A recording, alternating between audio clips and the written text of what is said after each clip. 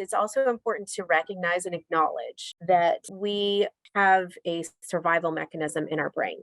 And that survival mechanism is repeating the story. Even if I have never spoken this story out loud to somebody before, I have played this story over and over in my head 1,000 times because that's what my brain does. It's what all brains do. It's part of survival. Our brains do this in an attempt to find a space where I could have changed the outcome. A lot of times, there is nothing we could have done to change the outcome, but we do go through that process regardless.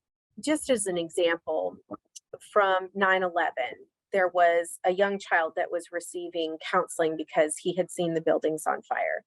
And he was going over the story in therapy. And ultimately, he decided to draw a picture of the Twin Towers.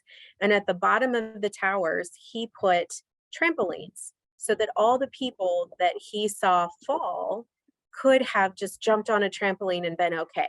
And so for him, that was his decision. That's the way his brain decided that it could have been okay if there had been trampolines.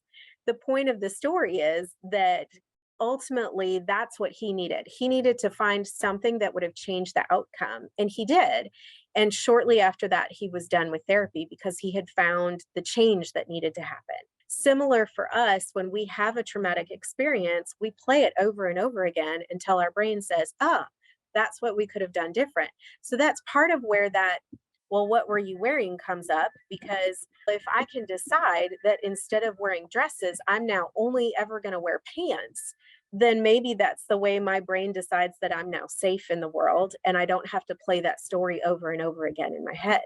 So I think it's also important to acknowledge that whatever it is that we are deciding, that that's okay. So as a woman, if I want to wear pants for the rest of my life, I can do that. And if that's ultimately what makes me feel safe in the world, okay. A lot of it is very internal and it's about the individual person and what it is they need to feel safe. Whatever that is, we need to honor for that person.